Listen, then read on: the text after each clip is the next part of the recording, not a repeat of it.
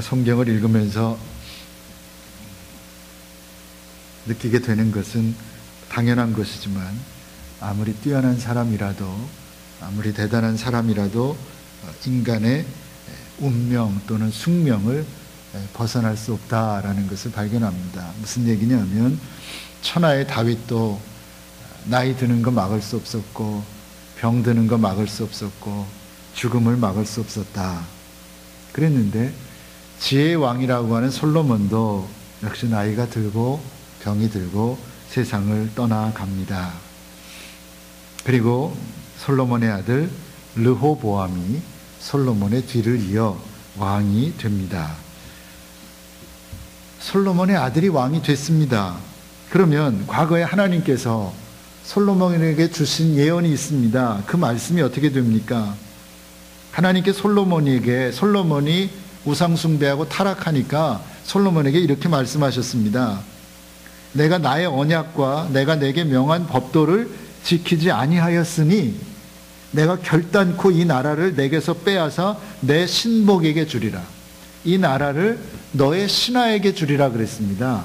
아들에게 주지 않고 신하에게 주리라 라고 하는 약속을 했는데, 오늘 보니까 그 아들 르호보암이 왕이 되었습니다. 그러면 그 하나님의 그 예언은 어떻게 된 것입니까? 그 결과를 한번 보려고 합니다. 오늘 본문은 솔로몬이 죽고 그의 아들 르호보암이 왕위를 계승할 때 이스라엘이 남과 북으로 나누어지는데, 나누어지게 되는 과정과 이유를 소개합니다. 이렇게 해서 이스라엘이 남과 북으로 분열된 나라가 되고 만다라는 겁니다. 1절에 보면 르호보암이 세겜으로 갔으니 이는 온 이스라엘이 저로 왕을 삼고자 하여 세겜에 이르렀음이더라 그랬습니다. 르호보암이 누구라고요? 솔로몬의 아들입니다. 왕이 됐습니다. 그런데 이 사람이 아주 공고한 확실한 왕이 되고자 하여서 세겜에 갔습니다. 왜 세겜에 가냐 하니까 거기서 온 이스라엘이 르호보암을 왕으로 삼고자 했기 때문입니다. 자, 그러면 그 이면에 르호보암이 세겜으로 간 까닭이 있습니다. 르호보암이 이스라엘의 진정한 왕이 되기 위해서는 남쪽의 2지파뿐만 아니라 북쪽의 10지파 사람들의 협력이, 언약이 필요했기 때문입니다. 그들이 도와주고 협력하고 왕으로 세워주겠다고 해야 온 이스라엘의 왕이 되는 거지, 그들이 등을 돌리고 있으면 그야말로 가장 큰 무리는 놔두고 조그만 사람들만 데리고 왕을 해야 하는 그런 입장이었다라는 겁니다. 그래서 르호보암의 입장에서는 북쪽 지파 사람들의 마음을 얻어야 했습니다. 그래서 그들이 있는 세겜으로 간 것입니다. 반대로 북쪽 지파 사람들의 입장에서 보면 솔로몬의 아들 르호보암이 어떤 사람인가를 확인할 수 있는 기회였습니다. 그래서 르호보암이 아버지 솔로몬과는 다르게 자기들의 권익을 좀 보호해주고 복지에도 신경을 써주는 왕이 될 것인지를 확인해보는 작업이 필요했던 것입니다. 그래서 온 이스라엘 백성들이 세겜에 모여서 웬만하면 르호보암과 새로운 언약을 맺고 르호보암을 왕으로 세우려고 하는 모임을 갖게 된 것입니다. 그래서 만났습니다. 그 만남의 내용과 결과는 어떻게 됐을까요? 4절입니다. 왕의 부친이 우리의 멍에를 무겁게 하였으나 왕은 이제 왕의 부친이 우리에게 시킨 고역과 매운 무거운 멍에를 가볍게 하소서. 그리하시면 우리가 왕을 섬기겠나이다 그랬습니다. 굉장히 우호적입니다. 이게 누구 말입니까? 여로보암이 한 말입니다. 여로보암이 누구입니까? 하나님께서 다음에 이스라엘의 왕을 세우겠다고 한 그 사람이 여로보암입니다. 많은 사람들이 여로보암을 추종하고 있습니다. 그런데 그 여로보암이 애굽의 피신에 있다가 지금 다시 와서 르호보암에게 이스라엘 백성을 대신해서 자기들의 입장을 말하는 겁니다. 그러니까 여로보암은 르호보암에게 이렇게 제안한 겁니다. 과거에 당신의 아버지 솔로몬 왕은 우리들에게 강제 노동을 시켰고 세금을 많이 걷고 그래서 굉장히 고통스럽게 만들었는데 그것은 지난 이야기고, 만약에 당신이 지금부터라도 우리들의 경제적 사회적 부담을 조금만 덜어준다면 그래서 우리를 배려하는 정치를 한다면 우리는 다른 것 다 묻지 않고 당신 르호보암을 온 이스라엘의 왕으로 섬기겠습니다. 모시겠습니다. 그렇게 제안한 겁니다. 누가? 모든 권력과 힘을 가지고 있던 여로보암이 자신의 모든 걸 포기하고 당신을 섬기겠다고 제안한 겁니다. 이렇게 좋은 제안이 어디 있습니까?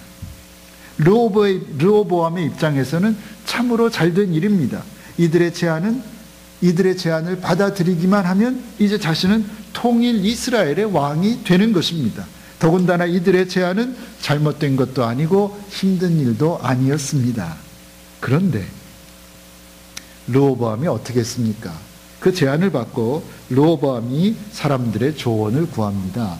첫 번째 조언을 구한 것은 아버지 솔로몬에게 조언을 해주던 연로한 그 신하들의 조언을 구했습니다. 그랬더니 그 연로한 신하들은 좋은 기회입니다. 왕께서 조금만 마음을 낮추시고 저들을 섬기시면 저들이 나중에는 왕을 섬길 것입니다. 이들의 제안을 받으십시오라고 하는 아주 선한 조언을 해줍니다. 그런데 르호보암은 그 조언을 무시해버리고 자신의 젊은 친구들의 말을 듣습니다.